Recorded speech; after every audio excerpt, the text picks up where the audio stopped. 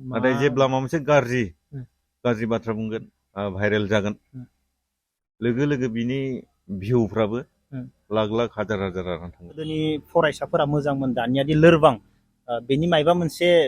बिदिन्थि होनो हागोन नामा सारा? जेब्लासिम प्रश्नआ आखायाव गोलैया अब्लासिम बिसिनि साबजेक्टनि नामा लांदाङै थायो। नों ओंखाम जानो गोसो गैयैखौ खुगा एरख'ना दौनो हायाना, दौबाबो खुगायाव लागोन बे मनाव लांनाय। बे एक्टिं स्टाइला बे एक्टिं स्टाइलखौ बेयाव सोरनिबा नुनानै गोसो जानाय ना गावनो साननाय बे एक्टिं स्टाइल? माने दानि बिजाबजों फरायसुला जेबो गियान आरजिनो हाया होननानै गावनि जिउखौ दानानै लानांगौ। गाव जुदि जिउखौ दाना लानो हायाब्लाबो गुबुनखौ जेन बे मैलायाव खोलैफाया बेखौ आं खावलायो। गिबियावनो आंनि भिडिअ नायगिरिफोरनिसिम गासैनिसिमबो गोदान बोसोरनि खुलुमनायखौ जासिहरबाय। दिनै आंजों दङ जोंहा बर' फिल्मनि माने कमेडियान हिर', बयनिख्रुइबो साबसिन हामसिन बेस्ट कमेडियान हिर' सार दैमासा ब्रह्म। आङो फिल्मनि मुंखौ लाला, बोरैबा मोनो भिडिअनि गेजेरजों लानो, नाथाय आङो सारनि गुबै मुंखौ लाबाय, दैमासा ब्रह्म। दिनै जोंहा दैमासा ब्रह्म सारा मा मावो गासैबो मिथिखागौ। गोदो मिथियामोन, दिनैनि दिनाव गासैबो मिथिगौ सारा मा खामानि मावो। दिनै सारा सासे फोरोंगिरि। दिनै सारखौ आङो गोदान बोसोरजों लोब्बा लाखिनानै आंनि गोसो गोरबोनिफ्राय आरो आंनि फेमिलिनिफ्राय गांसे आर'नाइजों बरायग्रोनोसै। फंबायनि बरायनायखौ गोसो गोथारै नाजावनाय जाबाय। लोगोसेनो आंनि न'सिम गोजान जायगानिफ्राय होसो होसो फैनायनि थाखाय फंबायनिसिम साबायखर बावनाय जाहैबाय। थेंक इउ आदा। दिनै सारजों जों गोबां बाथ्रा सावरायगोन, गोबां बाथ्रा सावरायनो दङ आरो गोबां बाथ्रा सोलोंनो दङ। उन्दै उन्दै फंबाय बिनानाव, फरायसा फंबाय बिनानावमोनाबो स्कुलनि बागैबो सावरायगोन आरो माखासे बर' फिल्मनि बागैबो सावरायगोन। दिनै सारा जोबोर कमेडि भिडिअ खालामो ना, सासे फोरोंगिरि जानाबो बेफोरबायदि कमेडि भिडिअ खालामो। बेनि बागै जोङो फंनैसो बाथ्रा मोनथिनानै लागोन। दिनै गिबियावनो सार आंनि फार्स्ट कुइसन, सारा जेब्ला हायनामुलि फार्स्ट बानायदोंमोन, फार्स्टआवनो हायनामुलि फार्स्ट ओरैबायदि माने 20 बा 30 बारसो नायदो सासे मानसिया फार्स्टआवनो। बे समाव बेफोरबायदि कमेडियान रावबो गैयामोन। बै समाव सारा जब मावखायोमोन ना जब मावथ'वामोन? आं ओरैनो भेन्साराव मावना दंमोन, जाथ'वाखैमोन बै समाव। ओमफ्राय बै समाव भेन्साराव दंमोन नालाय खायसे टाइमखौ जोङो फोरोंगिरि एसे एडजास्ट खालामलायनानै खामानिखौ मावनो हायोमोन। नाथाय दा जेब्ला 13आव गभर्नमेन्टआ लाबाय, प्रभिन्सियेलाइज खालामबाय, बिनि उननिफ्राय दा टाइमखौ होनो खोब थान जाहैबाय। साराथ' हिन्दी फोरोंगिरि। दिनैनि दिनाव हिन्दी फोरोंगिरिबो। बेनिफ्राय फार्स्ट जेब्ला फिल्म बानायदोंमोन हायनामुलि फार्स्ट ना, बेनिफ्राय बे एक्टिं स्टाइला, बे एक्टिं स्टाइलखौ बेयाव सोरनिबा नुनानै गोसो जानाय ना गावनो साननाय बे एक्टिं स्टाइलखौ? सरासनस्रायैथ' सोरनिफ्रायबा स्टाइलखौ लानाय नङा, बियो फैलांदों। हारसिं फैलांदों। मडेला जों मोसानायफ्रा मडेला बिदिनो बांसिन मोसायोमोन नालाय, बेखायनो बे मडेलैनो फैनाय जादों आरो रावनिबो सिखायनाय। जेनेबा बैसागो मोसानाय, ओमफ्राय माबा मोनसे एक्टिं खालामनाय, मडेलानो बिदिनो खामोन आरो। बिदिनो खामोन। बेनिफ्राय सानदोंमोन नामा माब्लाबा बे फिल्म बानायनायाव बेफोरबायदि एक्टिं खालामगोन, आंजों बेफोरबायदि जाहैगोन, मालाबा गोसोआव सानदोंमोन नामा? बिखौ सानाखैमोन, खिन्थु दिन्थिगोन। सानसेबाबो फिल्म गाथारगोन, सानसेबा गावनि रोंनायखौ दिन्थिथारगोन, बे हले दंबाय दंमोन आरो। ओमफ्राय बिदि नाम जागोन, बिदि मानसिफोरजों अनसायजागोन बेखौ सानाखैमोन, खिन्थु दिन्थिगोन, माबा मोनसे रोंगौ, बे गोसोआव दंमोन आरो। गावनि रोंनायखौ दिन्थिनो मोननानै मोजां मोनदों आरो बेखौनो दि रायजोआ मोजां मोनदों, बेखौ आं मोजां मोनबावदों आरो। बे एक्टिंआ माने गोबां आलादा। बेनिफ्राय आदा दिनैनि दिनाव आदानि बे एक्टिंखौ एसे खम नुबाय, मानि जाहोनाव? बहुत खम नुबाय बे एक्टिंखौ। माने खम नुनायनि जाहोना जाहैबाय बैसोजों गोसोजों सोलायनायबो फैबाय। ओमफ्राय खायसे खायसेया बुङो मा मोनसेखौनो दिन्थिबाय थायोलै, नायग्राफोरा आरो अहानाय मोनबाय ओरै साइसनिबो बुङो। बेखायनो एसे सोलायनायबो नांगौ साननानैबो सोलायबाय। ओमफ्राय बैसोआ जानाय लोगो लोगो गोसोफ्राबो एसे सोलायनानै माबा लाजिनायबो मोननाय जाबाय, बिनि थाखाय एसे सोलायनाय जाबाय। आदाया बा सारा नों गाव फिल खालामो ना एसे सोलायबाय आंनि एक्टिंआ होननानै? एकदम 100% फिल खालामो। ओमफ्राय सानगोन ना साना सिगांनि बायदि बानायफिननो? माने गोदोनिया पारफेक्ट माने बे स्टाइला हायो, नाथाय थेवब्लाबो एसे खम खालामबाय आरो ना।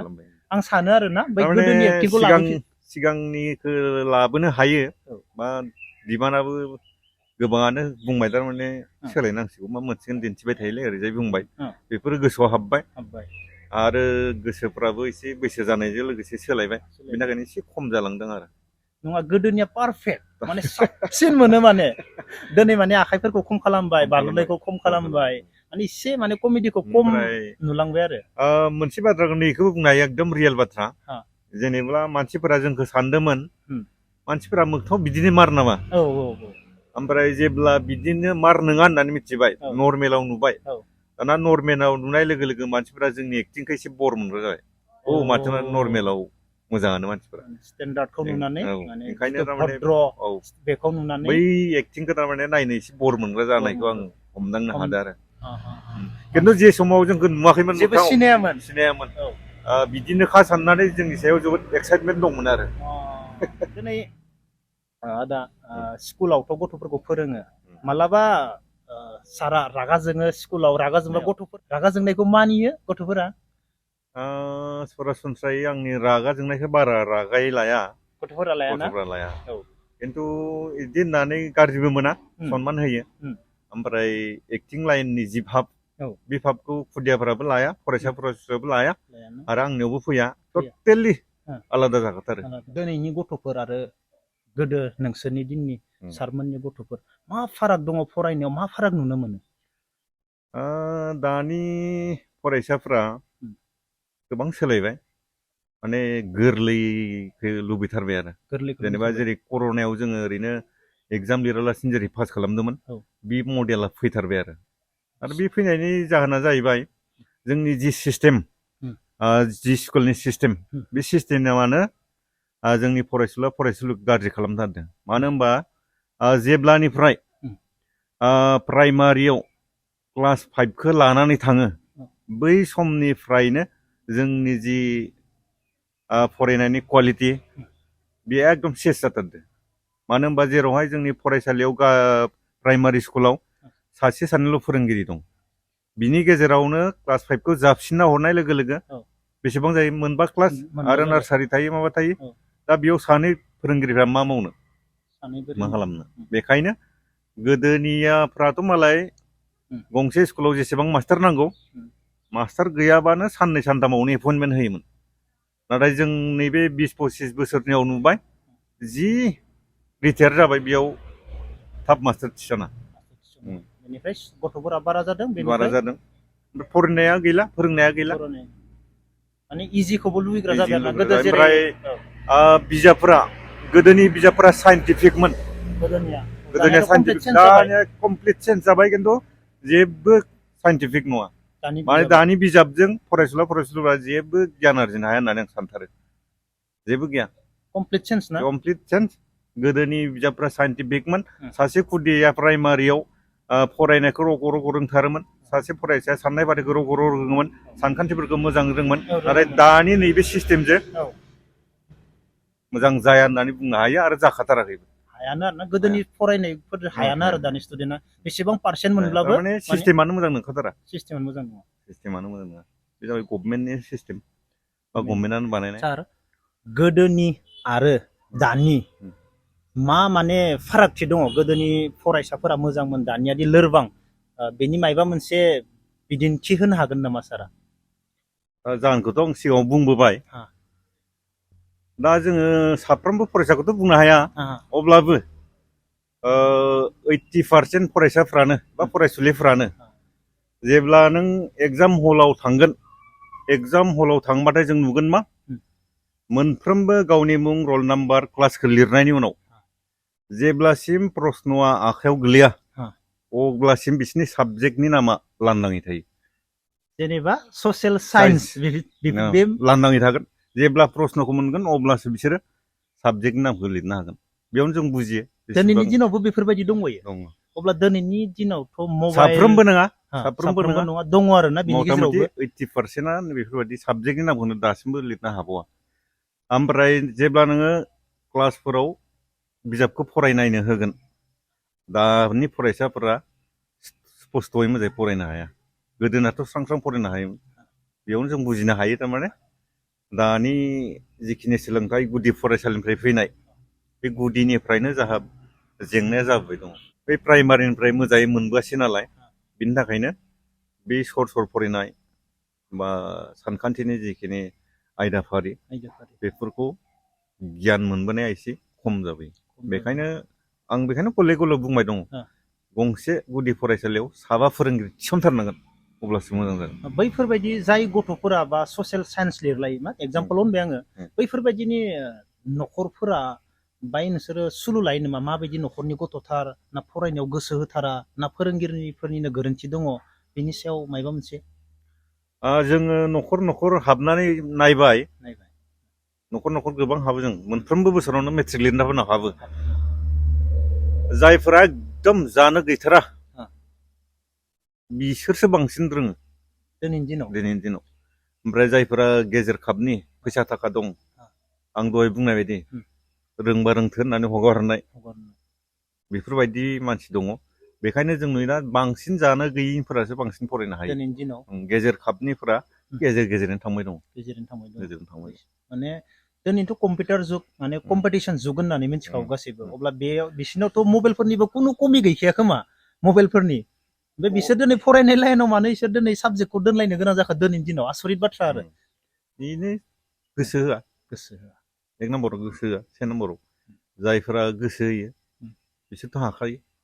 बियो प्राइभेटआनो जा गभर्नमेन्टआनो जा बिदि सोमोन्दो गैया जाय गोसो होयो गभर्नमेन्ट स्कुलावबो ओरैबायदि गोरों दंसै गोबां गोरों दंसै दानि दिनाव दङ बेखायनो आं होनदों मा से नाम्बारावनो गाव गोसो जाग्रोथारनांगोन गाव गोसो जाबानो हागोन गाव गोसो गैयाबा जेसेबां नों ओंखाम जानो गोसो गैयैखौ खुगा एरख'ना दौनो हायाना दौबाबो खुगायाव लागोन बे मनाव लांनाय नङा। बेखायनो जोंनो रोंनो लुबैनाय गोसो थानांगोन माबा मोनसे जानो लुबैनाय गोसो थानांगोन अब्ला गोबां बाथ्रा मोनथिनानै मोनबाय फरायनायनि बागै आरोबाव सारा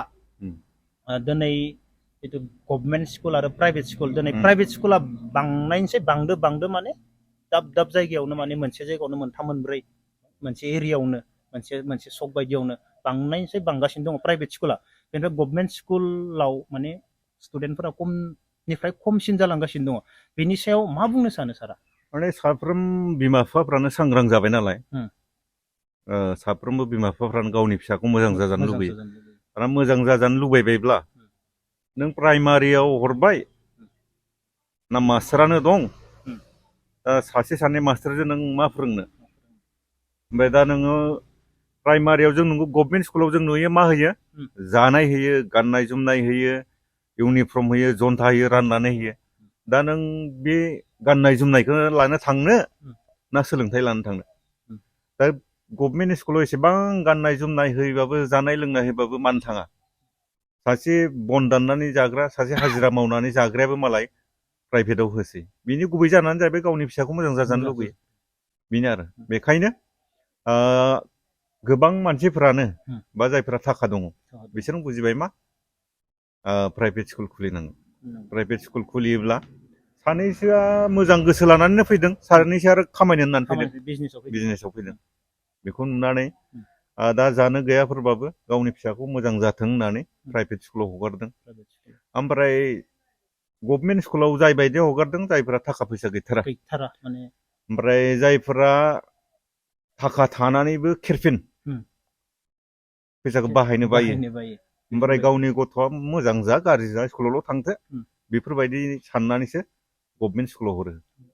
मोजां मानसिफोराथ' हरा ओमफ्राय जों आसा खालामगोन फैफिननो नांगोन मानो होनना बुङोब्ला नों नाय प्राइभेट स्कुलाव फरायनानै हमना ला जों मोजांखौनो जाबाय होनबाय मोजां खुदिया ओंखारबाय आइएस माबा अफिसार जालांबाय खिन्थु जायफोरा जायासै दा जोंनावथ' जेबो इन्डास्ट्रि गैया बिए पास जाबाय एम ए पास जाबाय माव हाबनानै थागोन प्राइभेट स्कुलावनो हाबना थागोन प्राइभेट स्कुलाव नों बेसेबां दरमा मोनो 2000 3000 गभर्नमेन्ट 4000 ओमफ्राय जेरावहाय जों गभर्नमेन्ट स्कुलाव हाबजेननाय लोगो लोगो 20000 25000 ओमफ्राय जागायनानै जा 50 1.5 लाख मोनो दा होमबा जोङो बेसेबां खोमानानै लाबाय दङ फरायसालिखौ जोङो खोमाना लाबाय दं माने जोंनि इन्डास्ट्रिखौ जों खोमाना लाबाय दं जोङो एंगेज माव जागोन जोंहाथ' जेबो इन्डास्ट्रि गैया बेखायनो आं खावलायगोन प्राइभेट स्कुलखौ गोबां खुलियालासिनो जों हानाय मानि जायफोर जेनेबा समाज सिबिग्रा जों एबसु दं पार्टि दं गभर्नमेन्ट दं बिथांमोना एसे नोजोर होनानै जेराव जेराव स्कुल नांगौ जेराव जेराव फोरोंगिरि खम बेफोराव फोरोंगिरि थिसनोब्ला गंसे प्राइमारियाव जुदि 7 फोरोंगिरि थायोब्ला नंगौ बोसोरनै बोसोरथामसो खस्थ' मोनगोन अब्लाबो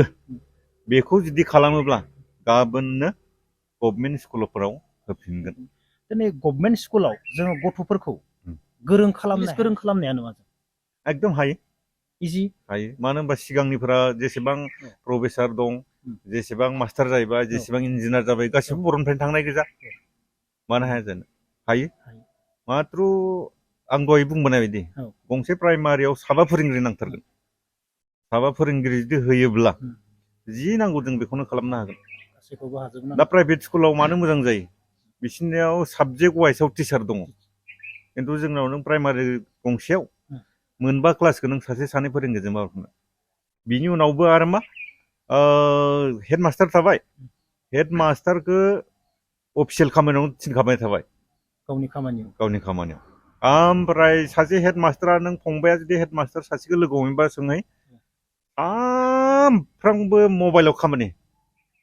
सामफ्रामबो डाटा नङा माबा मोनसे डाटा थागोन माबा नङा मोनसे डाटा थागोन आरो माबा भेक्सिननि फैगोन ओरैबायदि सरकारा गावसोरनि खामानियाव बाहायदो थारमाने स्कुलाव फोरोंदा फोरों गभर्नमेन्टनि जिखिनि गाइडलाइन हरो माबा मोनसे खामानि मावनो हरो बेखौ फिलआप खालामबानो स्कुला सोलिदों होनना सानना लागोन आरो बेनि थाखायनो गभर्नमेन्ट स्कुलफोरा माने गाज्रिनि सायाव गाज्रि जालांबाय भेक्सिन होनांगौबो मास्टारफोरखौ बाहायगोन इलेक्सनावबो मास्टारफोरखौ बाहायगोन खिन्थु नों प्राइभेट स्कुलाथ' बाहायजायाना। ओमफ्राय सार माने दिनैनि दिनावथ' बांसिनानो माने फरायनायाबो मोजां गाज्रिया बांसिनबो जालांदों बेनि सायाव बुजायनो सानो मा बुंनो सानो? जों नंगौ जों क्वान्टिटियाव बा बिबाङाव पास जानाय क्वान्टिटियाव बांसिन जादों नाथाय क्वालिटियाव खम जानायखौ जों नुनो मोनदों बिनि गेजेरावनो जि सासे सानै बिसोर मोजाङानो जादों गाज्रिबो जायाखै गाज्रिद्रायबो जादों होननानै जों बुङा मोजाङानो जादों अब्लाबो बिनि गेजेरावनो जि आं दहाय सिगाङाव बुंबोनाय बायदि जोंनि जि सोलोंथाइ सिस्टेम बे सिस्टेमानो एकदम आलादाखा मोजां नंथारा थारमाने सासे मानसि खालामनायनि सिस्टेमानो नंखाथारा दानि सिस्टेमा बेखायनो बियो बर'निल' नङा हल इण्डियायावनो बेखायनो इण्डियायावनो बा आसामावनो सोलोंथाइनि सिस्टेमखौ जेब्लासिम सोलाया मानसि मोजां मोनगोन होननानै आसा खालामथ'वा बिनि गेजेरावनो जायफोरा गावखौनो खस्थ' खालामगोन गावहानो माबा मोनसे थांखि दंथारो आं रिटायार जाथारगोन माबा मोनसे मावथारगोन जायफोरा बिदि सानदों बिसोरल' मोजां जागोन दिनैनि दिनाव सिस्टेम दंमोन ओमफ्राय बिजाबफ्रा साइन्टिफिकमोन गोदोनि बिजाबफोरजों रोंनाया 100% नाथाय दानि बे सिस्टेमजों जाखाया आरोना जोबनायाव सार माने दिनैनि जोंनि बर' हारिनि लाइमोन सेंग्रा सिख्लाफोरखौ मा बुंनो सानो? बुंनो साननाय बाथ्राया जाहैबाय जेनेबा मा बुंबावनो गोबाङानो गोबां मोजां मोजां बाथ्रा बुङो नाथाय साबैसेया लायो साबैसेया फल' खालामो दिनैनि दिनाव नुयो जेनेबा मोजां बाथ्रा बुंनाय लोगो लोगोनो गियाननि बाथ्रा बुंनाय लोगो लोगोनो मानसिफ्रा बिनिफ्राय एरायनानै थायो नाथाय जेब्ला माबा मोनसे गाज्रि बाथ्रा बुङो मोनसे भाइरास जागोन भाइरेल जागोन लोगो लोगो बिनि भिउफ्राबो लाख लाख हाजार हाजार जानानै थाङो दा आं जिखियानो जाया मानो जों जुदि मानसि मोजां जानो गोनां जायोब्ला सासे फरायसा हिसाबै फरायनांगौ हिसाबै फरायनांगोन आरो जिउआव माबा नङा माबा मोनसे थांखि थानांगोन माबा मोनसे मावनो होनना गावनो सानना थानांगोन नाथाय सोरनिबा बुंनायाव सोरनिबा थुनायाव रावबो सोरनिबा गियाननि बाथ्राजों रावबो मानसि जाया गावहानो माबा मोनसे मिजिं थाथारनांगोन माबा मोनसे मावनो होनना सानथारनांगोन अब्लासो मानसि मोजां जानो हागोन नाथाय सोरनिबा थुनायाव सोरनिबा बुंनायाव सोरनिबा बोसोनजों दिनैनि फरायसुला फरायसुलिखौ आं सानो मोजां खालामनो हानाया एसेबां गोरलै बाथ्रा नङा बेखायनो थांखि दङब्ला माबा मोनसे मावनो सानोब्ला निजेनो ओंखारबोनांगोन निजेनो गियानाव थाथारनांगोन अब्लासो मोजां मानसि जानो हागोन गुबुनखौबो मोजां खालामनांगौ गाव बया जानानै गुबुनखौ गाज्रि खालामनाय माने आबहावाखौ मैला खालामनाय बेखायनो आं हास्थायगोन सानफ्रोमबो मोजां जानांगौ गावनि जिउखौ दानानै लानांगौ गाव जुदि जिउखौ दाना लानो हायाब्लाबो गुबुनखौ जेन बे मैलायाव खोलैफाया बेखौ आं खावलायो। जाहाथे माने सोरखौबा रोङिखौ माबा मोनसे माने लामा देखायनानै होनांगौ आरोना अब्ला जोबोर जोबोर गोजोननाय मोनबाय सारजों सावरायनानै आदाजों सावरायनानै आरो खोनाजोब्बाय गासैबो मा सावरायखो दिनै जोंहा सारा आदाया मा बाथ्रा बुंखो गासैबो मिथिजोबखाबाय अब्ला लोगोफोर दिनै भिडिअखौ बेखिनियावनो दोनथ'नोसै जय हिन्द सारखौ खेबसे खुलुमसै